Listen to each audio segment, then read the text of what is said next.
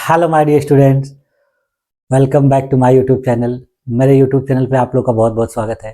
Dear student, आज की class में मैं आप लोगों को 7 दिसंबर 2025 को जो एलटी ग्रेड की सेकेंड शिफ्ट में परीक्षा हुई थी संस्कृत विषय की, उसमें जो सामान्य अध्ययन के 30 महत्वपूर्ण प्रश्न आपसे पूछे गए थे, उन्हीं प्रश्नों को आज की क्लास में मैं आप लोगों को सॉल्व कराऊंगा। इन प्रश्नों को देखिए, मैं आप लोगों को इस तरीके से सॉल्व करा रहा हूं कि जिसमें केवल आपको आंसर नहीं बताए जा रहे हैं, बल्कि आंसर के साथ साथ उसकी एक्सप्लेनेशन भी करवाई जा रही है। इससे क्या होगा कि आप आने वाली और भी जो परीक्षाएं हैं उसमें अगर इस तरीके के प्रश्न पूछे जाते हैं तो आप उनको आसानी से सॉल्व कर लेंगे, और इसको हल करने के बाद आपको एक ओवरऑल आइडिया मिल जाएगा कि इस बार की जो एलटी ग्रेड की परीक्षा है उसमें आपके प्रश्न किस तरीके से सामान्य अध्ययन के पूछे जा रहे हैं। इसमें देखिए, मैंने पिछली क्लासेस में आप लोग को 2-3 पेपर करवाए हैं। 6 तारीख के दोनों शिफ्ट के करवाए हैं, 7 तारीख का जो पहला शिफ्ट है उसका भी करवाया है। आज हम लोग को सेकेंड शिफ्ट का करना है। तो उन पेपर की जो क्लासेस है अगर आप देखेंगे तो आपको उसमें देखिए ये पता चलेगा कि जीएस से किस तरीके के प्रश्न पूछे जा रहे हैं, और उसके बाद फिर करंट अफेयर से किस तरीके के प्रश्न पूछे जा रहे हैं, जो मैथ के प्रश्न है वो किस तरीके के पूछे जा रहे हैं। इससे आपको बहुत अच्छे तरीके से आइडिया लग जाए। पिछली क्लास में देखिए, मैंने आप लोग को जो क्वेश्चन कराए थे उसमें देखिए जो है मैचिंग टाइप के प्रश्न काफी पूछे गए थे। किसी पेपर में देखेंगे आप क्रोनोलॉजिकल प्रश्न जो है ज्यादा पूछे जाते हैं। तो इसी तरीके से ये जो पैटर्न है जीएस का इस एग्जाम में रखा गया है, और इससे आपको बहुत बेनिफिट मिलेगा। आप जब अपनी परीक्षा देंगे जो 16 तारीख को, 17 तारीख को, 18 तारीख को होने वाली है, उसमें आपको काफी इससे बेनिफिट मिलेगा। इसके अलावा देखिए, मैंने जीएस की और भी क्लासेस करवाई हुई हैं, जिसमें देखिए मैंने बहुत से ऐसे प्रश्न सॉल्व कराए हैं जो आपके इस एग्जाम के जीएस के पेपर में पूछे जा रहे हैं। देखिए, परिसीमन आयोग से संबंधित मैंने प्रश्न आप लोगों को करवाया है, वो देखिए काफी बार पूछा जा रहा है। राष्ट्रपति से संबंधित प्रश्न करवाए गए हैं। बहुत सारे ऐसे प्रश्न हैं जो मेरे द्वारा जीएस में करवाए गए हैं आप लोग को, और उनको आपके पेपर में पूछा जा रहा है। ठीक है। इसके बाद मैंने देखिए आप लोगों के लिए इतिहास और भूगोल विषय के जितने भी सिलेबस आपके दिए गए हैं उसके सब महत्वपूर्ण प्रश्नों की प्रैक्टिस सेट करवाई है। भूगोल मैंने 26 क्लासेस करवाई हैं और इतिहास में 37 क्लासेस करवाई है। तो इन क्लासेस के माध्यम से आपका जो सोशल साइंस का पेपर होने वाला है उसमें आपको काफी मदद मिलेगी। ठीक है। तो इन सारी चीजों का आप लोग लाभ उठाइए और अपनी परीक्षा में बेहतर अंक प्राप्त करिए, और उसी के लिए मैं ये सारी चीजों को आपको करवा रहा हूँ। तो देखिए, आज की क्लास में हम लोग 7 दिसंबर की जो सेकेंड शिफ्ट की परीक्षा हुई थी संस्कृत विषय की, उसमें सामान्य अध्ययन के जो प्रश्न पूछे गए हैं उनका देखिए 100% करेक्ट सोल्यूशन के साथ हम लोग और व्याख्या के साथ जो है सॉल्व करेंगे, उसकी प्रैक्टिस करेंगे। तो चलिए आज की क्लास को शुरू किया जाए। देखिए, आज की क्लास में हम लोग को क्या करना है, एलटी ग्रेड टीचर की जो 2025 की भर्ती परीक्षा आई हुई है उसी के लिए देखिए सामान्य अध्ययन के प्रश्नों का प्रैक्टिस करना है, उनको सॉल्व करना है। पहले मेरे द्वारा जो सामान्य अध्ययन के प्रश्न कराए गए थे वो मेरे द्वारा प्रिपेयर किए गए थे, और जो भी इंपॉर्टेंट टॉपिक थे उनसे मैंने प्रिपेयर करके आप लोगों को सॉल्व कराया था, प्रैक्टिस कराया था। अब देखिए 3-4 क्लासेस से मैं आप लोगों को जो इस बार की परीक्षा हुई है उसी के प्रश्नों को प्रैक्टिस करा दे रहा हूँ, जिससे क्या है आपको काफी बेनिफिट मिलेगा। तो आज की क्लास देखिए 7 दिसंबर 2025 की जो सेकेंड शिफ्ट में परीक्षा हुई थी उसके प्रश्नों को सॉल्व करना है, और ये प्रश्न देखिए आपको इस तरीके से सॉल्व कराए जाएंगे जिससे क्या होगा कि इन प्रश्नों के साथ साथ जितने भी और भी महत्वपूर्ण डाटा हैं, फैक्ट हैं, वो भी आपको प्राप्त हो जाएंगे। ठीक है। तो चलिए क्लास को शुरू करते हैं। देखिए, 7 दिसंबर की जो संस्कृत विषय की परीक्षा हुई थी तो उसमें जीएस का जो पहला प्रश्न देखिए क्या पूछा गया था कि जैन कल्पसूत्र के लेखक कौन थे। यानी जैन का जो कल्पसूत्र है वो किसका लेखन है, किसके द्वारा लिखा गया। तो यहाँ देखिए दिया भद्रबाहु, बुद्धघोष, कात्यायन, नागसेन। तो जैन कल्पसूत्र के लेखक देखिए नागसेन नहीं है, कात्यायन नहीं है, बुद्धघोष नहीं है, बल्कि कौन है, भद्रबाहु। यानी इसकी रचना किसके द्वारा की गई थी, भद्रबाहु के द्वारा।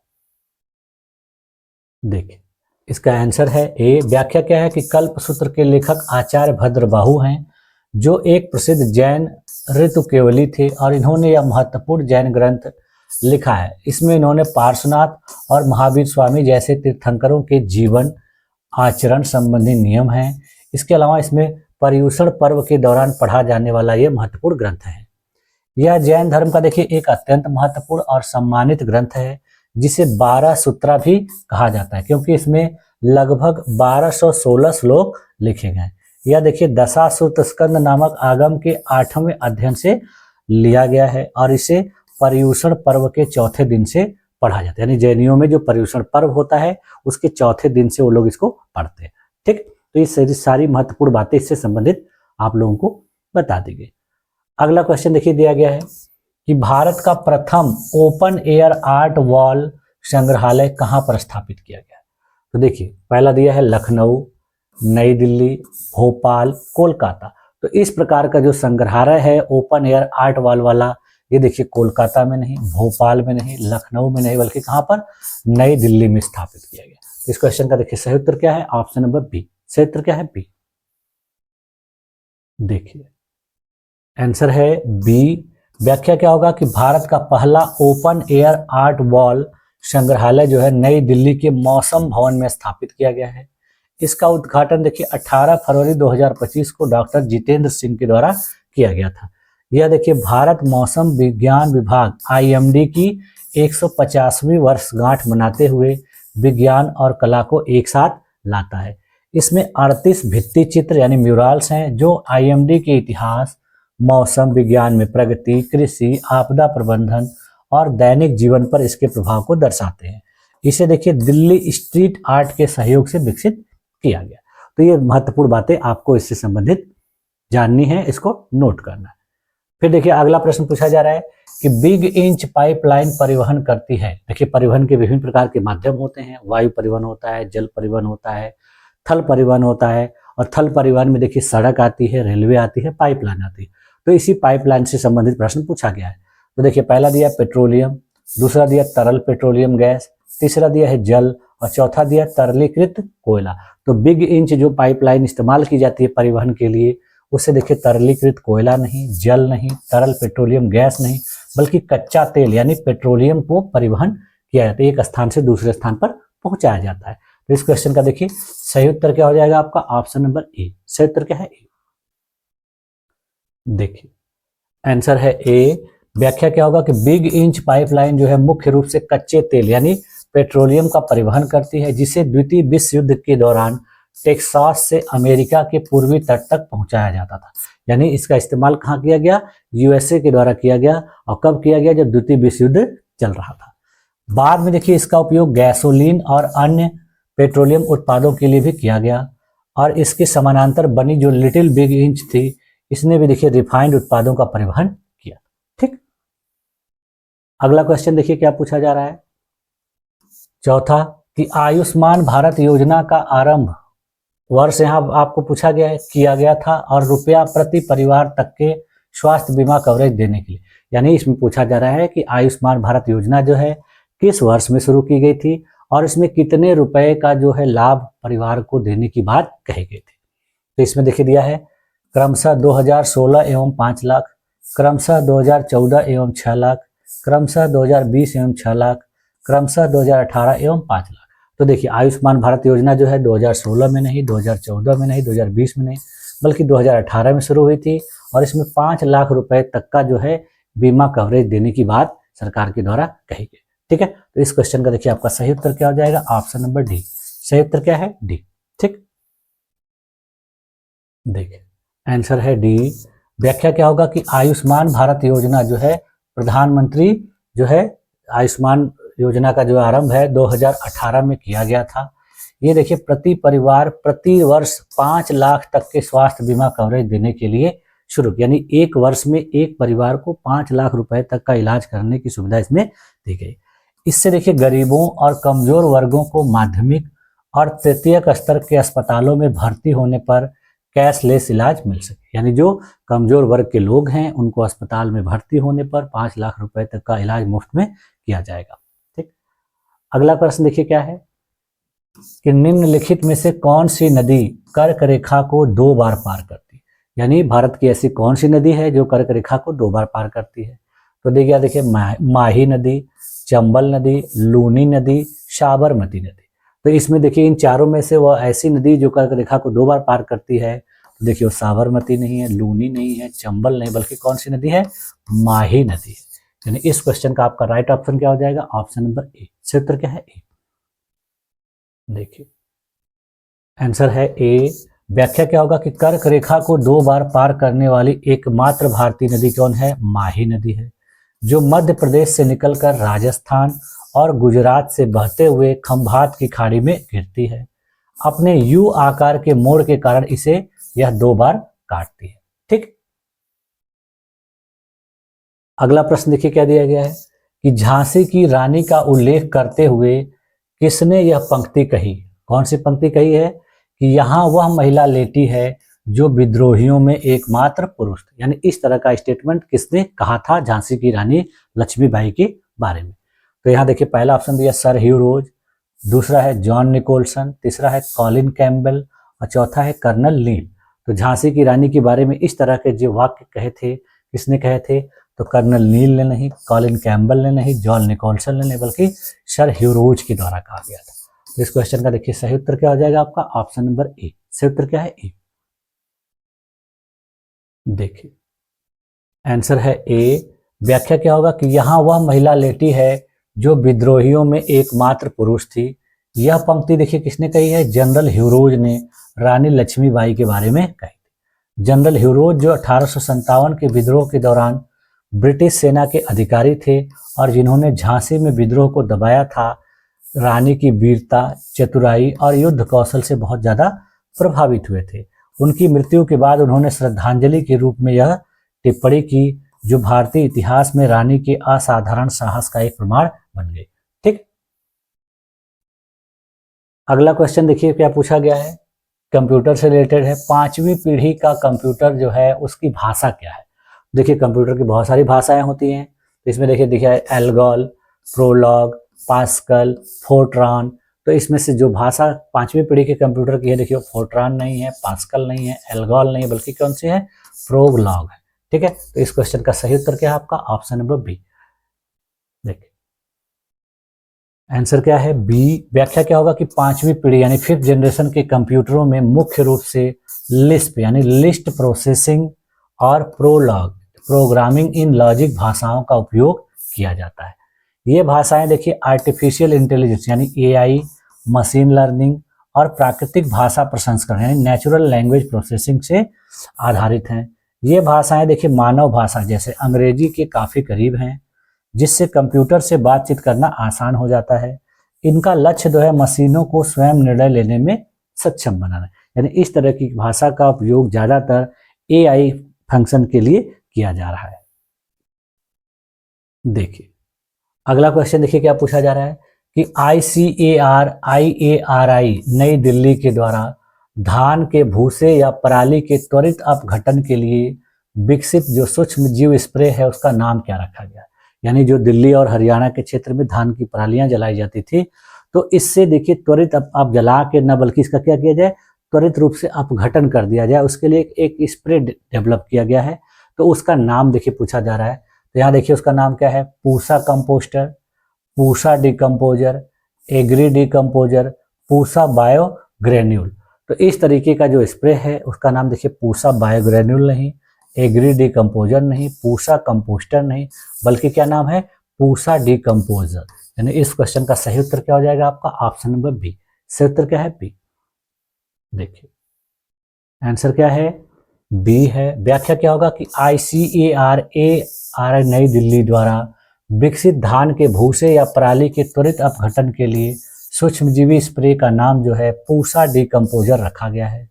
यह देखिए 7 फफूंदों का एक जैविक घोल है और पराली को 15 से 20 दिनों में खाद में बदल देता है, जिससे पराली जलाने की जो समस्या है वो कम होती है और मिट्टी की उर्वरता बढ़ती है। इसे देखिए कैप्सूल पाउडर या घोल के रूप में इस्तेमाल किया जा सकता है और इससे फायदा देखिए दिल्ली, पंजाब, हरियाणा और पश्चिमी उत्तर प्रदेश जैसे राज्यों में इसका उपयोग किया जाता है और छिड़काव के माध्यम से पराली को डिकम्पोज कर दिया जाता है। अगला प्रश्न देखिए पूछा जा रहा है कि निम्नलिखित में से कौन सा बादल जो है भूतल की सतह से सबसे ऊंचाई पर पाया जाता है। यानी इसमें जो बादल के नाम दिए गए हैं, इन बादलों में सबसे ऊंचाई पर कौन सा बादल पाया जाता है, देखने को मिलता है। तो देखिए दिया है स्तरीय बादल, वर्णी बादल, कपासी बादल, पच्छाभ बादल। तो देखिए इसमें से जो बादल सबसे ऊंचाई पर पाया जाता है वो देखिए स्तरीय नहीं है, वर्णी नहीं है, कपासी नहीं है, बल्कि कौन सा है, पच्छाभ बादल। ये बादल देखिए आसमान में बहुत ज़्यादा ऊंचाई पे पाया जाता है और इस बादल से संकेत मिलता है कि मौसम एकदम साफ है। ठीक है, तो इस क्वेश्चन का राइट आंसर क्या है, ऑप्शन नंबर डी। देखिए आंसर है डी। व्याख्या क्या होगा कि सामान्य मौसम विज्ञान और बादलों के वर्गीकरण के अनुसार जो पच्छाव मेघ है यानी जिसको साइरस क्लाउड्स भी कहा जाता है, ये देखिए भूतल की सतह से सबसे अधिक ऊंचाई पर पाए जाते हैं। ये बादल देखिए आमतौर पर 8,000 से 12,000 मीटर यानी लगभग 20,000 से 40,000 फीट की ऊंचाई पर बनते हैं। ये देखिए अत्यधिक ऊंचाई पर तापमान बहुत कम होने के कारण बर्फ के क्रिस्टल के रूप से बने होते हैं। ये देखने में देखिए सफेद, पतले और रेशम के धागों या पंखों की तरह दिखाई देते हैं। ये बादल अक्सर देखिए साफ और सुहावने मौसम का संकेत देते हैं, यानी मौसम जब साफ होता है, सुहावना होता है, तो इस तरीके के बादल दिखाई पड़ते हैं। अब देखिए यहाँ पर मैचिंग टाइप का प्रश्न पूछा गया है। सूची 1 पूर्व नाम को सूची 2 बदले नाम से सुमेलित कीजिए। यानी अपने देश में कुछ आइलैंड हैं, कुछ द्वीप हैं जिनका पहले कुछ और नाम था, अभी नाम परिवर्तित कर दिया गया है, तो वही आपको मैच कराना है। यहाँ देखिए दिया पोर्ट ब्लेयर, हैवलॉक द्वीप, नील द्वीप, रॉस द्वीप। तो इनका जो परिवर्तित नाम देखिए क्या क्या दिया गया है, श्री विजयपुरम, स्वराज द्वीप, शहीद द्वीप और नेताजी सुभाष चंद्र बोस द्वीप। तो इस प्रकार से देखिए जो द्वीप हैं इनका देखिए सही सुमेलन क्या है। पोर्ट ब्लेयर द्वीप का नाम बदलकर देखिए क्या रखा गया है, श्री विजयपुरम। हैवलॉक का नाम बदलकर क्या रखा गया है, स्वराज द्वीप। नील द्वीप का नाम बदलकर क्या रखा गया है, शहीद द्वीप। और रॉस द्वीप का नाम बदलकर क्या रखा है, नेताजी सुभाष चंद्र बोस। यानी इनका जो है सही सुमेलन इसी तरीके से है, ए का 1, बी का 2, सी का 3, डी का 4। अब देखिए उसमें हम लोग को ढूंढ लेंगे। तो यहाँ पर देखिए ए का 1 इसमें नहीं है, ए का 1 इसमें है, ये दोनों में है ही नहीं, तो यानी ये दोनों नहीं होंगे। आपका सही उत्तर क्या हो जाएगा, आपका ऑप्शन नंबर बी। सही उत्तर क्या है, ऑप्शन नंबर बी। ठीक, देखिए आंसर है बी सही। देखिए इसका सूची क्या है कि पोर्ट ब्लेयर का नाम श्री विजयपुरम, हैवलॉक का स्वराज द्वीप, नील द्वीप का शहीद द्वीप और रॉस द्वीप का नेताजी सुभाष चंद्र बोस द्वीप। ठीक, तो सही उत्तर क्या हो जाएगा कि ए का 1, बी का 2, सी का 3, डी का 4। ठीक, अब देखिए अगला क्वेश्चन।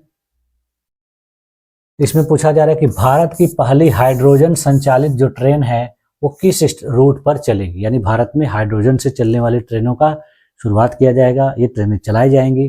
तो पहली जो ट्रेन है हाइड्रोजन संचालित वो किस रूट पर चलेगी। तो देखिए दिया लखनऊ कानपुर, जिंद सोनीपत, चंडीगढ़ अंबाला, दिल्ली गुरुग्राम। तो भारत की जो पहली हाइड्रोजन संचालित ट्रेन है देखिए वो दिल्ली गुरुग्राम नहीं, चंडीगढ़ अंबाला नहीं, लखनऊ कानपुर नहीं, बल्कि जिंद सोनीपत। यानी ये दोनों जो क्षेत्र हैं, दोनों जिले जो हैं हरियाणा में हैं और इसी रूट पर यह चलेगी। यानी इस क्वेश्चन का सही उत्तर क्या हो जाएगा आपका ऑप्शन नंबर बी। ठीक, राइट आंसर बी। देखिए आंसर है बी। व्याख्या क्या होगी, भारत की पहली हाइड्रोजन संचालित ट्रेन जो है हरियाणा के जिंद सोनीपत मार्ग लगभग 89 किलोमीटर रूट पर चलेगी, जो प्रदूषण मुक्त परिवहन की दिशा में एक बहुत बड़ा कदम है। यह ट्रेन देखिए अत्याधुनिक तकनीक से लैस है। इसमें देखिए 8 से 10 कोच होंगे और यह एक बार में लगभग 2600 यात्रियों को ले जा सकेगी। इसकी अधिकतम गति 110 से 140 किलोमीटर प्रति घंटा के बीच रहने की उम्मीद है। यह दुनिया की देखिए सबसे शक्तिशाली और लंबी हाइड्रोजन ट्रेनों में से एक होगी। यह केवल जलवाष्प उत्सर्जित करती है, जिससे यह पूरी तरह से प्रदूषण मुक्त है। इस तरह से देखिए भारत जो है जर्मनी, फ्रांस, स्वीडन और चीन के बाद हाइड्रोजन तकनीक से चलाने वाला ट्रेन दुनिया का 5वां देश बन जाएगा। भारतीय रेलवे के हाइड्रोजन फॉर हेरिटेज कार्यक्रम के तहत आने वाले समय में देखिए Darjeeling Himalayan railway, Nilgiri mountain railway और कालका शिमला जैसे हेरिटेज रूटों पर भी ऐसी 35 ट्रेनें चलाने की, यानी कुछ ऐसे हेरिटेज रूट हैं अपने देश में जो नैरो गेज वाले रूट हैं, तो उन रूट पर भी इस तरीके की ट्रेन चलाने की योजना भारत सरकार की है। ठीक, अगला प्रश्न देखिए मैथ से रिलेटेड है। इसमें देखिए क्या पूछा जा रहा है कि एक आदमी के पास मुर्गी और बकरियां हैं, उनके सिरों की संख्या 30 है और पैरों की संख्या 84 है, तो मुर्गियों और बकरियों का अनुपात क्या है। यानी आपको पता लगाना है कि उस व्यक्ति के पास जो मुर्गी और बकरियां क्या हैं, कितनी हैं और फिर उसका अनुपात कितना है। ठीक है, तो यहाँ पर सिरों की संख्या और पैरों की संख्या दे दी गई। तो इस क्वेश्चन को देखने के बाद देखिए पता चलता है कि चाहे मुर्गी हो चाहे बकरी हो तो उनका सिर कितना होगा, एक ही होगा। तो यहाँ सिरों की संख्या 30 है, यानी दोनों की संख्या मिलाकर कितनी है, तो मुर्गी जैसे मान लीजिए x है और बकरियां कितनी है y, तो x प्लस y दोनों को जोड़ के कितना होगा 30, यानी दोनों के सिरों की संख्या कितनी है 30 है। फिर उसके बाद बोल रहा है कि और पैरों की संख्या 84 है। तो देखिए कोई भी मुर्गी हो चाहे मुर्गा हो, उसके कितने पैर होते हैं? 2 पैर होते हैं, ठीक है। और बकरियों के 4 होते हैं। तो यहाँ पर देखिए x माने x हम लोग बकरियों को माने हैं, तो यहाँ पैर की संख्या x मुर्गियों को माने हैं और y बकरियों को, ठीक है। तो देखिए अब यहाँ क्या होगा कि 2x प्लस 4y बराबर कितना है? 84, यानी इनके पैरों की संख्या कितनी है? 84। अब देखिए हम इन्हीं जो इक्वेशन बनाए हैं, इस इक्वेशन को हम लोग सॉल्व करेंगे। तो इसको देखिए कैसे करते हैं। तो सबसे पहले हम क्या करेंगे कि इस इक्वेशन में जो है ऊपर वाले पहले वाले इक्वेशन में क्या करेंगे? 2 से गुणा कर देंगे, ठीक है। तो यहाँ पर क्या हो जाएगा? 2 से गुणा। तो ये वाला इक्वेशन में आपका क्या आ जाएगा? 2x plus 2y is equal to 60, ठीक है। अब हम क्या करेंगे कि ये जो इक्वेशन हमारा क्या बन गया? तीसरा इक्वेशन, ठीक है। अब इसमें क्या करेंगे? हम दूसरे इक्वेशन में से तीसरे इक्वेशन को घटा देंगे। तो देखिए यहाँ 2x में से 2x जब घटाएंगे तो यहाँ क्या हो जाएगा? 0। यहाँ आपका क्या बचेगा? 4y plus 2y। 4y में से 2y घटाएंगे तो कितना बचेगा हमारा? 2y। और यहाँ 84 में से 60 घटाएंगे तो कितना आएगा? 24। अब आपका देखिए आ गया 2y बराबर 24। तो y बराबर निकाल लेंगे हम 24 बटा में 2, तो क्या आ जाएगा? 12। यानी जो हमारा y था वो निकल गया, यानी बकरियों की संख्या निकल गई। तो जब हमारा बकरियों की संख्या निकल गया, यानी x प्लस वाई बराबर कितना है हमारा? 30 है। देखिए x प्लस वाई बराबर 30 है, ठीक है। इसमें हमको y पता चल गया, तो हम क्या लिखेंगे? x plus 12 is equal to 30। तो क्या हो जाएगा हमारा? x बराबर क्या हो जाएगा? 30 माइनस 12 बराबर क्या हो जाएगा? 18। यानी हमारा ये दोनों निकल गया। यानी हमारे जो है मुर्गियों की संख्या कितनी है? 18 है, और बकरियों की संख्या कितनी है? 12 है। अब इसका अनुपात आपसे पूछ रहा है, तो देखिए क्या होगा? 18 अनुपात 12। तो इसको और सॉल्व करेंगे, तो इसको देखिए 6 से आप कटाइए, 6 तिरिक 18 और 6 दूनी 12, यानी आपका आंसर क्या आ जाएगा? 3 अनुपात 2, ठीक है। यानी कि बीच में अनुपात कितना है? 3 अनुपात 2 का। तो देखिए ये नहीं, ये नहीं, ये नहीं, बल्कि क्या होगा? राइट ऑप्शन क्या हो जाएगा आपका? Option number A. सही उत्तर क्या है? ए, ठीक। देखिए यहाँ पर मैंने देखिए आप लोगों के लिए इसका सॉल्यूशन भी दिखा दिया है कि जैसे मैंने वहां पे मान के किया है, इन सारी चीजों को एक एक करके आप मान के करेंगे, और लास्ट में जो आपका वैल्यू आएगा देखिए 12 और 18, ठीक है। फिर दोनों का अनुपात निकाल लेंगे, तो आपका जो आंसर आएगा 3 अनुपात 2, ठीक। अब देखिए अगला क्वेश्चन पूछा जा रहा है, राजनीति विज्ञान से संबंधित है। किस विद्वान ने नीति निर्देशक सिद्धांतों को फेबियन समाजवाद बिना समाजवाद के कहा था? यानी नीति निर्देशक सिद्धांतों के बारे में किसके द्वारा इस तरह का सेंटेंस कहा गया? तो पहला देखिए Sardar Patel, Ramsay Muirs, Rajagopalachari, Ivor Jennings. तो जिस विद्वान ने देखिए इस तरह के सेंटेंस को कहा है वो देखिए सरदार पटेल नहीं है, रामसे म्यूरस नहीं है, राजगोपालाचारी नहीं है, बल्कि कौन है? आइवर जेनिंग्स के द्वारा। यानी इस तरह का जो कहा गया सेंटेंस है वो आइवर जेनिंग्स ने कहा था, ठीक है। तो सही आंसर क्या हो जाएगा? Option number D. देखिए आंसर है डी। व्याख्या क्या होगा कि यह वाक्य जो है सर आइवर जेनिंग्स के द्वारा कहा गया था। हालांकि यह उद्धरण देखिए अक्सर कई स्रोतों में टीटी कृष्णामाचारी को भी संदर्भित किया है। यानी इस तरह से कहा जाता है कि टीटी कृष्णामाचारी ने भी इस तरह के सेंटेंस को कहा था। अगला क्वेश्चन देखिए दिया गया है, ये गिग इकोनॉमी के संदर्भ में कुछ विचार दिए गए, यानी गिग इकोनॉमिक्स से रिलेटेड कुछ सेंटेंस दिए गए हैं। इसमें हमको बताना है कौन सा सही है कौन सा गलत। तो देखिए पहला क्या दिया है कि यह नियोक्ता कर्मचारी संबंधों में लचीलेपन की अनुमति देती है। दूसरा दिया गया है कथन कि यह ऊपरी लागतों को बढ़ाती है। तो इसमें हमको बताना है कौन सा सही है कौन सा गलत। तो देखिए गिग इकोनॉमी के बारे में जो ये पहला दिया गया है सेंटेंस कि यह नियोक्ता कर्मचारी संबंधों में लचीलेपन की अनुमति देती है, ये क्या है? बिल्कुल सही है। दूसरा जो सेंटेंस दिया गया यह ऊपरी लागतों को बढ़ाती है, ये गलत है। यह ऊपरी लागतों को बढ़ाती नहीं है बल्कि क्या करती है? घटाती है, यानी कम करती है, ठीक है। तो इसका देखिए ये जो है आपका रॉन्ग हो जाएगा दूसरा। तो यहाँ पर देखो सही विकल्प क्या हो जाएगा? केवल 2 गलत, दोनों 1 और 2 गलत, ना तो 1 ना तो 1, बल्कि क्या हो जाएगा हमारा? केवल 1। यानी इस क्वेश्चन का सही उत्तर क्या हो जाएगा आपका? Option number D. सही उत्तर क्या है? डी। देखिए आंसर है डी। व्याख्या क्या होगा कि कथन 1 सही है, यानी गिग इकोनॉमी जो है नियोक्ता कर्मचारी संबंधों में लचीलेपन की अनुमति देती है। यह देखिए गिग इकोनॉमी की एक मुख्य विशेषता है, जहां पर कर्मचारी, जिन्हें अक्सर स्वतंत्र ठेकेदार या फ्रीलांसर कहा जाता है, अपने घंटे, प्रोजेक्ट और काम करने का स्थान खुद चुनते हैं और कंपनियां मांग के आधार पर कर्मचारियों को नियुक्त कर सकती। कथन दो देखिए गलत है। क्यों? क्योंकि गिग इकोनॉमी देखिए आमतौर पर कंपनियों यानी सेवा चाहने वालों के लिए ऊपरी लागतों को कम करती है, न कि बढ़ाती है। कंपनियों को देखिए पूर्णकालिक कर्मचारियों से जुड़े पारंपरिक लाभों जैसे स्वास्थ्य बीमा, सेवानिवृत्ति योगदान, सवेतन अवकाश और कार्यालय स्थान का भुगतान नहीं करना पड़ता है। ये लागतें अक्सर गिग वर्कर यानी सेवा प्रदाता द्वारा वहन की जाती है। तो इस तरीके से इस चीज को क्या करती है? कम कर देती है। अगला क्वेश्चन देखिए क्या लिखा है कि एग्रोस्टोलॉजी का संबंध किसके अध्ययन से, यानी एग्रोस्टोलॉजी जो है किस चीज के अध्ययन से रिलेटेड है। तो पहला देखिए दिया घासों, दूसरा दिया सब्जियों, तीसरा दिया पुष्पों, चौथा दिया फलों। तो एग्रोस्टोलॉजी का संबंध देखिए फलों से नहीं, पुष्पों से नहीं, सब्जियों से नहीं, बल्कि किससे है? घासों से है। तो यानी इस क्वेश्चन का सही उत्तर क्या हो जाएगा आपका? Option number A. सही उत्तर क्या है? ए। देखिए आंसर है ए। व्याख्या क्या होगा कि एग्रोस्टोलॉजी का संबंध जो है घासों यानी ग्रासेस के वैज्ञानिक अध्ययन से है, जिसमें देखिए उनके वर्गीकरण, पारिस्थितिकी वितरण और कृषि तथा पर्यावरण में उनके उपयोग जैसे फसलें, चारा और टर्फ का अध्ययन किया जाता है।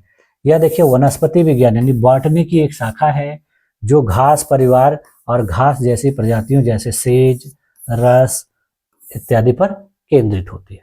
ठीक। अगला क्वेश्चन देखिए दिया गया है कि कौन सा रसायन दार्शनिक के उन यानी फिलासफर्स वुल के नाम से जाना जाता है, यानी किस रसायन को फिलासफर वुल के नाम से जानते हैं।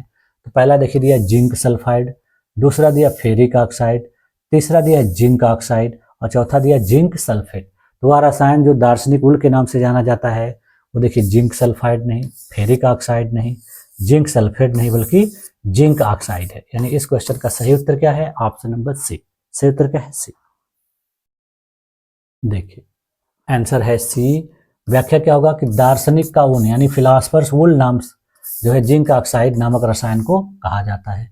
इसे यह नाम इसलिए मिला क्योंकि प्राचीन काल में क्रीमियागर जब जस्ता को हवा में जलाते थे तो उससे सफेद रंग के रेशेदार अवशेष निकलते थे जो देखने में ऊन जैसे लगते थे। इसका उपयोग देखिए आज मुख्य रूप से मलहम बनाने में, सौंदर्य प्रसाधन में, रबड़ के निर्माण में किया जाता है। ठीक। अगला क्वेश्चन देखिए पूछा जा रहा है कि निम्नलिखित में से कौन सा देश भारत के साथ सर्वाधिक लंबी अंतर्राष्ट्रीय सीमा साझा करता है। तो देखिए पहला दिया है बांग्लादेश, पाकिस्तान, म्यांमार, चीन। तो भारत के साथ जो सबसे लंबी अंतर्राष्ट्रीय सीमा साझा की जाती है वो देखिए चीन के साथ नहीं, म्यांमार के साथ नहीं, पाकिस्तान के साथ नहीं, बल्कि किसके द्वारा? बांग्लादेश के द्वारा। यानी बांग्लादेश की सीमा भारत के सबसे ज्यादा क्षेत्रों को छूती है। ठीक। तो सही उत्तर क्या हो जाएगा आपका? Option number A. आंसर है ए। व्याख्या क्या होगा कि भारत के साथ सर्वाधिक लंबी अंतर्राष्ट्रीय सीमा जो है बांग्लादेश साझा करता है, जिसकी लंबाई लगभग देखिए 4096 किलोमीटर है और यह भारत के 5 राज्यों पश्चिम बंगाल, असम, मेघालय, त्रिपुरा और मिजोरम से लगती है, जो इसे सबसे लंबी सीमा बनाती है। ठीक। अब देखिए अगला प्रश्न क्या दिया है कि 4 अभाज्य संख्याएं आरोही क्रम में हैं। प्रथम 3 का गुणनफल 255 और अंतिम 3 का गुणनफल जो है 1955 है, तो सबसे बड़ी अभाज्य संख्या है। यानी यहाँ पर देखिए 4 अभाज्य संख्याओं को दिया गया है और वो अभाज्य संख्या कैसे हैं? आरोही क्रम में, यानी कम से ज्यादा की तरफ है। तो उनका जो शुरुआत है, जैसे मान लीजिए कि ए, बी, सी और डी, ये देखिए 4 अभाज्य संख्याएं हैं। तो ए देखिए छोटी होगी, फिर बी उससे बड़ी होगी, सी उससे बड़ी होगी, डी उससे बड़ी। तो इनका देखिए क्या दिया गया है कि प्रथम 3 का गुणनफल यानी ए, बी और सी, इन 3 का गुणनफल कितना दिया गया है? 255। ठीक है। और फिर उसके बाद बोल रहा है अंतिम 3 का गुणनफल, अंतिम 3 यानी बी सी डी, यानी बी सी डी बराबर कितना दिया गया है आपका? 1955। ठीक है। और यहाँ पर ए बी सी बराबर कितना दिया गया? 255। तो हमको देखिए इनका गुणनखंड निकालना है। तो सबसे छोटी संख्या, जैसे देखिए अभाज्य संख्याओं में सबसे छोटी अभाज्य संख्या क्या होती है? 3 होती है, ठीक है। उसके बाद देखिए दूसरी क्या होती है?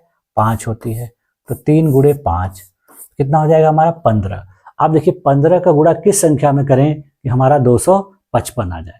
तो 15 का देखिए 15 का गुणा जब हम 15 देखिए 15 दहा में 150 और 15 दूनी 30, तो देखिए आपका कितना हो जाएगा? 3 पचे 15 और फिर 17 देखिए 17 पचे 85 और 3, हाँ देखिए ये हो जाएगा आपका 5 तिहाई 15 और गुणे 17, देखिए तो आपका इसमें क्या हो जाएगा?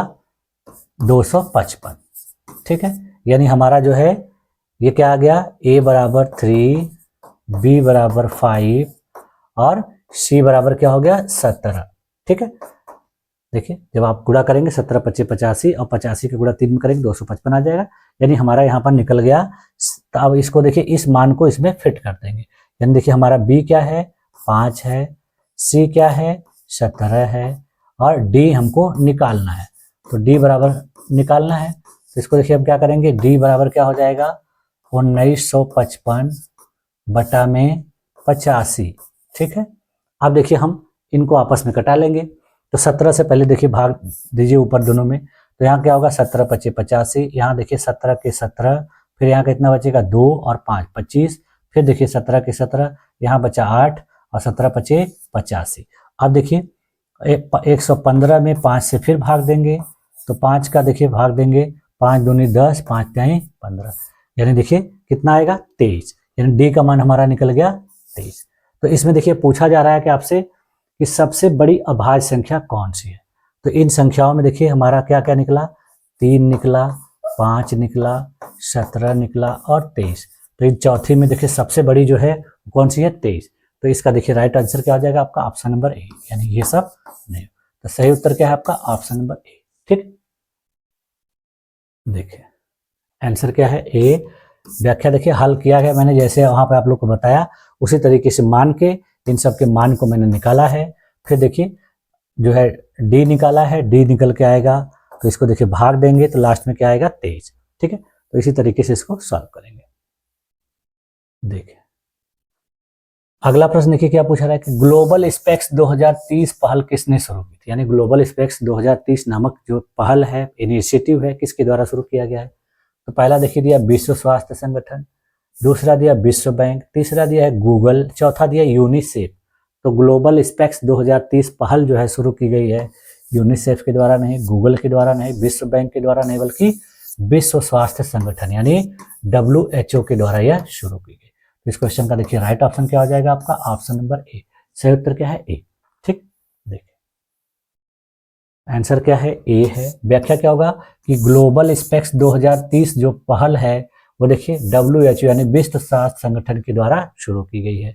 इस पहल का लक्ष्य जो है दुनिया भर में 2030 तक सभी लोगों को सस्ती और गुणवत्तापूर्ण नेत्र देखभाल, खास करके चश्मों तक पहुंच प्रदान करना है, ताकि जो दृष्टि दोष के प्रमुख कारण अपवर्तक त्रुटि को दूर किया जा सके। इस पहल को विश्व स्वास्थ्य संगठन ने मई 2024 में ग्लोबल स्पेक्स नेटवर्क की उद्घाटन बैठक के साथ लॉन्च किया था। 2030 तक देखिए अपवर्तक त्रुटि कवरेज में 40% की वृद्धि और मोतियाबिंद सर्जरी कवरेज में 30% की वृद्धि हासिल करना, ठीक है। तो इन सारे लक्ष्यों के लिए इस योजना को शुरू किया गया। अगला प्रश्न देखिए क्या दिया है, 20वां प्रश्न कि भारत ने नेट जीरो उत्सर्जन हासिल करने के लिए कौन सा वर्ष लक्ष्य के रूप में चुना है? यानी जो कार्बन का उत्सर्जन है भारत में पूरी तरह से जीरो कर दिया जाएगा, तो किस वर्ष तक भारत ने लक्ष्य रखा है? तो देखिए दिया 2070 तक, 2050 तक, 2090 तक, 2030 तक। तो इस तरह का जो लक्ष्य है भारत ने देखिए 2030 तक नहीं, 2090 तक नहीं, 50 तक नहीं, बल्कि 2070 तक के लिए रखा है। इस क्वेश्चन का सही उत्तर क्या हो जाएगा आपका? Option number A. सही उत्तर क्या है? ए, ठीक। देखिए आंसर है ए। व्याख्या क्या होगा कि भारत ने वर्ष 2070 तक नेट जीरो यानी शुद्ध शून्य उत्सर्जन हासिल करने का लक्ष्य रखा है। इसकी घोषणा देखिए अपने देश के प्रधानमंत्री श्री नरेंद्र मोदी जी ने COP26 में किया था। इसके साथ ही उन्होंने 2030 तक 500 गीगावाट गैर जीवाश्म ऊर्जा क्षमता और कार्बन तीव्रता में 45% से अधिक की कमी लाने के लक्ष्य भी निर्धारित किए हैं। इस लक्ष्य को प्राप्त करने के लिए लगभग देखिए 10 ट्रिलियन डॉलर के हरित निवेश की आवश्यकता पड़े। ठीक, अगला प्रश्न देखिए क्या पूछा जा रहा है कि नायर सर्विस सोसाइटी की स्थापना किसके द्वारा की गई थी। तो नायर सर्विस सोसाइटी की स्थापना देखिए यहाँ दिया गया M Padmanabha Pillai, T M Madhavan, K Ramakrishna Pillai, चंद्र मेनन। तो नायर सर्विस सोसाइटी की स्थापना देखिए चंद्र मेनन के द्वारा नहीं, के रामकृष्ण पिल्लई के द्वारा नहीं, टी एम माधवन के द्वारा नहीं, बल्कि एम पद्मनाभा पिल्लई के द्वारा की गई है। देखिए इस क्वेश्चन का सही उत्तर क्या हो जाएगा आपका ऑप्शन नंबर ए। सही उत्तर क्या है ए।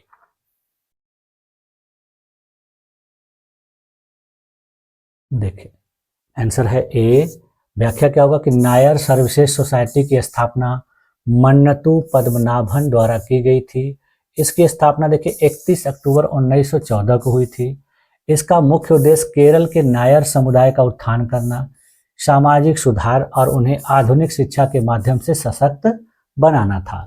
शुरुआत में देखिए इसका नाम जो है नायर भृत्य जनसंघ था, जिसे बाद में 1915 में बदलकर नायर सर्विसेज सोसाइटी कर दिया गया। मन्नतु पद्मनाभन इसके पहले सचिव थे, जबकि के केलप्पन इसके पहले अध्यक्ष बने थे। ठीक, अगला क्वेश्चन देखिए क्या दिया गया है।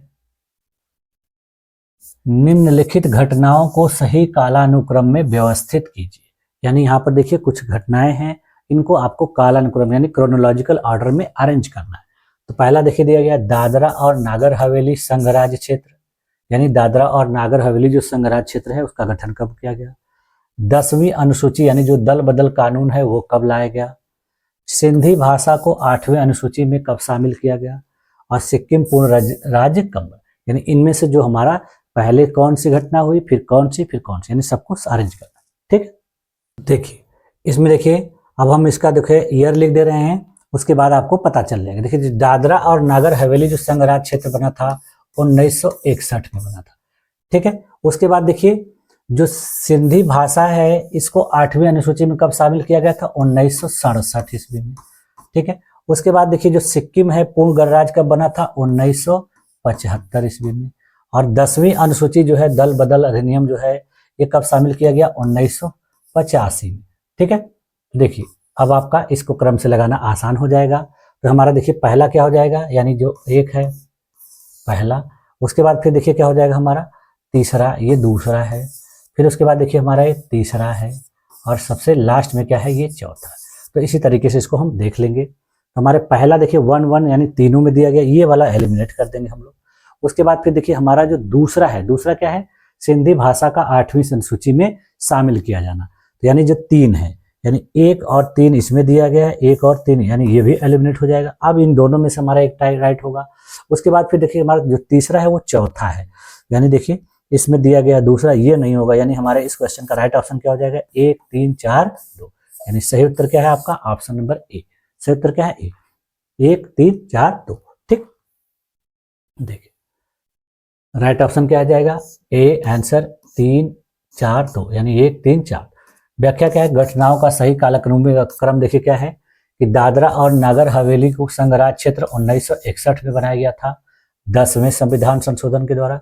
फिर देखिए सिंधी भाषा जो है 8वीं अनुसूची में 1967 में शामिल हुई 21वें संशोधन अधिनियम के द्वारा।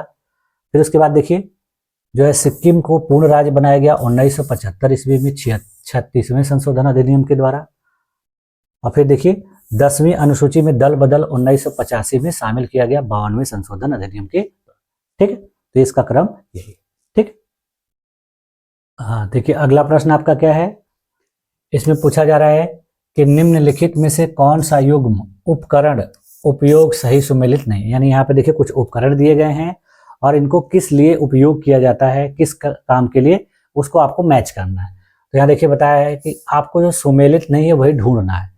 तो पहला देखिए दिया एनीमोमीटर यानी हवा की गति, बैरोमीटर वायुमंडलीय दाब, हाइग्रोमीटर भूजल स्तर, और प्लेनीमीटर क्षेत्रफल।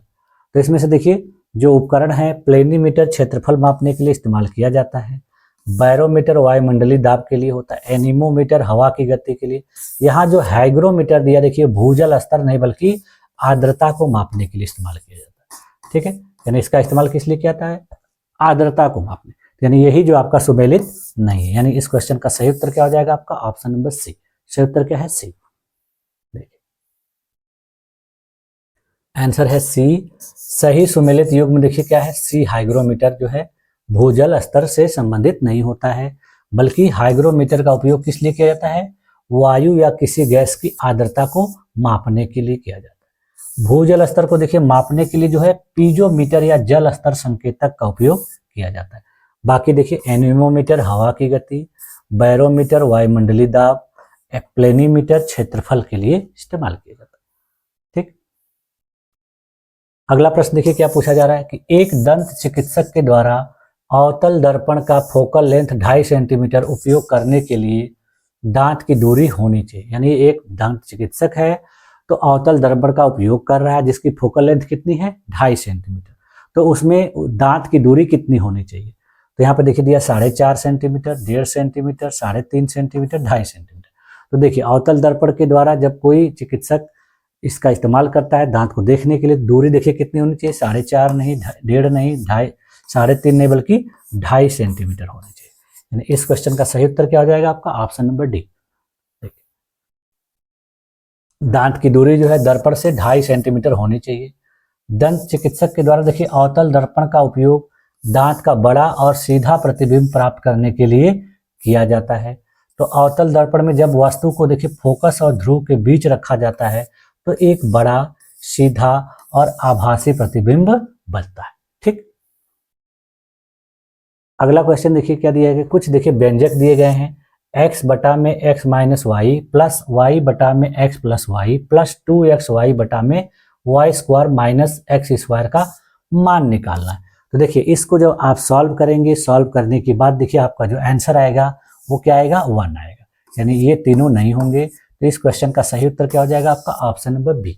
ठीक है, इसको देखिए यहाँ पर मैंने आप लोग के लिए इसको यहाँ पर सॉल्व करके दिखा दिया है कि देखिए यहाँ कई स्टेप्स में इसको सॉल्व करना होगा, और जब आप सॉल्व करने जाएंगे लास्ट में देखिए जब आप सबको एक साथ करेंगे तो जो सबसे लास्ट स्टेज में आएगा आपका देखिए x square minus y square बटा में x square minus y square बराबर क्या आ जाएगा 1, यानी इसका मान कितना आएगा 1। ठीक, तो इस तरीके से इसको सॉल्व करना होगा। अगला क्वेश्चन देखिए दिया गया है कि किस संविधान संशोधन के द्वारा सामान एवं सेवा कर जीएसटी को लागू किया गया। यानी वस्तु और सेवा कर जीएसटी जो है अपने देश में किस संविधान संशोधन के द्वारा लागू किया गया। तो यहाँ देखिए दिया 101वां संशोधन, 111वां संशोधन, 119वां संशोधन, 106वां संशोधन। तो जिस संविधान संशोधन के द्वारा देखिए जीएसटी को लागू किया गया वो देखिए 106वां नहीं, 119वां नहीं, 111वां नहीं, बल्कि क्या है 101वां संशोधन। यानी इस क्वेश्चन का सही उत्तर क्या हो जाएगा आपका ऑप्शन नंबर ए। सही उत्तर क्या है ए। ठीक, देखिए आंसर है ए। व्याख्या क्या होगा कि भारत में वस्तु एवं सेवा कर यानी जीएसटी को 101वें संविधान संशोधन अधिनियम 2016 के द्वारा लागू किया गया था। इस संशोधन ने संविधान में देखिए नई अनुच्छेद 246 ए, 269 ए और 279 ए जोड़े, जिससे देखिए केंद्र और राज्यों के बीच जीएसटी पर कानून बनाने का अधिकार मिल गया और जीएसटी परिषद की स्थापना का मार्ग प्रशस्त हो गया। ठीक, अगला क्वेश्चन देखिए दिया गया है कि खाद्यान्न के मूल्य को स्थिर करने के लिए सरकार के कदमों पर विचार करिए। यानी अपने देश में जो सरकार है वो खाद्यान्न के मूल्य को स्थिर करने के लिए कौन से कदम उठाती है उस पर आपको विचार करना है। तो देखिए पहला दिया बफर स्टॉक, दूसरा दिया न्यूनतम समर्थन मूल्य यानी एमएसपी, तीसरा दिया सार्वजनिक वितरण प्रणाली यानी पीडीएस, और चौथा दिया सहकारी खेती। तो खाद्यान्न के मूल्य को स्थिर करने के लिए सरकार के द्वारा देखिए बफर स्टॉक्स बनाया जाता है, न्यूनतम समर्थन मूल्य दिया जाता है किसानों को, सार्वजनिक वितरण प्रणाली के तहत गरीबों को अनाज मुफ्त में बांटा जाता है। ये सहकारी खेती जो इसमें नहीं आती, कोऑपरेटिव फार्मिंग नहीं। तो इसमें देखिए आपका जो है 3 चीजों पर विचार किया जाता है। तो देखिए इसमें पहला नहीं होगा आपका, दूसरा नहीं होगा, तीसरा नहीं, बल्कि इसका राइट आंसर क्या हो जाएगा चौथा, यानी ऑप्शन नंबर डी। सही उत्तर क्या है डी। ठीक, देखिए आंसर क्या है डी। व्याख्या क्या है, खाद्यान्न के मूल्य को स्थिर करने के लिए सरकार देखिए पहला, दूसरा और तीसरा कदम उठाती है, जैसे बफर स्टॉक, न्यूनतम समर्थन मूल्य, सार्वजनिक वितरण। सहकारी खेती इसमें प्रयोग नहीं होती है, क्योंकि यह एक प्रकार की कृषि प्रणाली है जहां किसान अपने संसाधनों को साझा करते हैं। इसमें सरकार जो है इस्तेमाल नहीं करती। ठीक,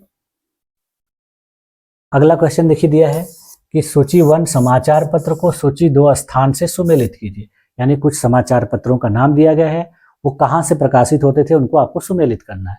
तो पहला देखिए दिया अमृत बाजार पत्रिका, दूसरा दिया लीडर, तीसरा दिया टाइम्स ऑफ इंडिया, चौथा दिया है प्रभा। तो इसमें देखिए जो अमृत बाजार पत्रिका है वो देखिए कलकत्ता से प्रकाशित होती थी। लीडर पत्र जो है इलाहाबाद से प्रकाशित होता था। टाइम्स ऑफ इंडिया देखिए बंबई से प्रकाशित होता था, और प्रभा जो है कानपुर से। तो इस तरीके से इसको हम लोग मैच कराएंगे। तो हमारा क्या है, ए का 2 बी का 1, तो ए का 2 बी का 1 देखिए, और किसी में ए का 2 बी का 1 दिया ही नहीं है। यही एक आपका राइट आंसर है, यानी पहला जो है आपका सही उत्तर होगा इसका ऑप्शन नंबर ए। सही उत्तर क्या है, ए। देखिए ए का 2 बी का 1 सी का 3 डी का 4। देखिए सूची 1 सूची 2 में अमृत बाजार पत्रिका कलकत्ता से, लीडर इलाहाबाद से, टाइम्स ऑफ इंडिया बंबई से, और प्रभा जो है कानपुर से। ठीक, अगला प्रश्न देखिए क्या पूछा जा रहा है कि कौन सा अफ्रीकी देश भारत के यूपीआई को अपनाने वाला पहला देश बना। यानी भारत का जो यूपीआई सिस्टम है उसको किस अफ्रीकी देश ने अपनाया और पहला देश बना। देखिए घाना, नाइजीरिया, नामीबिया, केन्या। तो वह अफ्रीकी देश देखिए घाना नहीं है, नाइजीरिया नहीं है, केन्या नहीं, बल्कि कौन है, नामीबिया। यानी इस क्वेश्चन का सही उत्तर क्या हो जाएगा, ऑप्शन नंबर सी। सही उत्तर क्या है, सी। देखिए आंसर क्या है, सी है। व्याख्या क्या होगा कि भारत के यूपीआई यानी यूनिफाइड पेमेंट इंटरफेस को आधिकारिक तौर पर अपनाने वाला जो पहला अफ्रीकी देश है वो नामीबिया है। इसने देखिए अपनी संप्रभु डिजिटल भुगतान प्रणाली को बनाने के लिए भारत के साथ समझौता किया है, जिससे देखिए रियल टाइम कम लागत वाले डिजिटल लेन देन संभव होंगे, और यह कदम अफ्रीका में डिजिटल एकीकरण की दिशा में एक महत्वपूर्ण कदम है। अप्रैल 2024 में देखिए एनपीसीआई यानी national payments corporation of India और बैंक ऑफ नामीबिया के बीच एक समझौते पर हस्ताक्षर किए गए थे। नामीबिया के नागरिक भारत के पेटीएम, फोन पे या भीम ऐप की तरह डिजिटल भुगतान कर सकेंगे और देश की अर्थव्यवस्था को सशक्त बनाने में मदद मिलेगी। ठीक, अब देखिए इस पेपर का लास्ट प्रश्न, 30वां प्रश्न देखिए क्या पूछा गया था आपसे कि संपत्ति के अधिकार को किस संशोधन के द्वारा मूल अधिकार से हटाकर अनुच्छेद 301 के तहत कानूनी अधिकार बनाया गया। यानी ये क्वेश्चन जो है आपका पॉलिटिकल साइंस है, और इसमें पूछा जा रहा है कि संपत्ति का जो अधिकार है उसको किस जो है संशोधन के द्वारा वहाँ संशोधन से मौलिक अधिकारों से हटा दिया गया और कानूनी अधिकार बना दिया गया। तो यहाँ देखिए 42वां संशोधन, 44वां संशोधन, 46वां संशोधन, 52वां संशोधन। तो संपत्ति के अधिकार को देखिए जिस संशोधन के द्वारा हटाया गया था मौलिक अधिकारों से, वो देखिए 42वां नहीं है, 46वां नहीं है, 52वां नहीं है, बल्कि 44वां संविधान संशोधन। इस क्वेश्चन का देखिए सही उत्तर क्या हो जाएगा आपका, ऑप्शन नंबर बी। ठीक है, राइट आंसर क्या है, बी। देखिए आंसर है बी। व्याख्या क्या होगा कि संपत्ति के अधिकार को 44वें संविधान संशोधन अधिनियम 1978 के द्वारा मूल अधिकार यानी अनुच्छेद 31 की सूची से हटाकर संविधान के अनुच्छेद 301 के तहत एक कानूनी अधिकार बनाया गया था, ताकि भूमि अधिग्रहण और विकास योजनाओं को सुगम बनाया जा सके। यानी उस समय आज़ादी के बाद अपने देश में भूमि से संबंधित बहुत सारी समस्याएं आ रही थी अधिग्रहण करने से, तो इसके लिए देखिए इसको हटा दिया गया मौलिक अधिकारों से और कानूनी अधिकार बना दिया गया। ठीक, तो देखिए हम लोगों ने जो है 7 तारीख की परीक्षा में जो 30 जीएस के प्रश्न पूछे गए थे उनका बेहतर तरीके से व्याख्या के साथ हल किया, और मैंने आप लोगों को अपने तरीके से इनके जितने भी महत्वपूर्ण फैक्ट बताए जा सकते थे मैंने आप लोगों को बताया, और मुझे उम्मीद है कि आप लोगों को ये सारी चीज़ें अच्छी तरीके से समझ में आ गई होंगी और आप लोगों को एक क्लियर व्यू मिल गया होगा कि आपके इस एलटी ग्रेड की परीक्षा में किस तरीके के प्रश्न उत्तर प्रदेश लोक सेवा आयोग के द्वारा पूछे जा रहे हैं। तो आप लोग इसी के अकॉर्डिंग अपनी तैयारी को बेहतर करिए। अगर आप लोग किसी पोर्शन को छोड़ रहे हैं या किसी भी प्रकार के प्रश्न को प्रैक्टिस नहीं किए हैं, तो अभी आप लोगों के पास 10-12 दिन का समय है, आप लोग उसको प्रैक्टिस कर लीजिए और फिर आप परीक्षा में अच्छा जो है क्वेश्चन को सॉल्व करिए, अच्छा मार्क्स प्राप्त करिए। ठीक है। तो आप लोगों ने मेरी इस क्लास में अपने आप को इतनी देर तक इतनी धैर्यपूर्वक बनाए रखा, इसके लिए भी आप लोग का बहुत बहुत धन्यवाद। मिलते हैं 21 तारीख वाले जो दोनों शिफ्ट के पेपर हुए थे उनको करने के लिए, तब तक के लिए थैंक यू।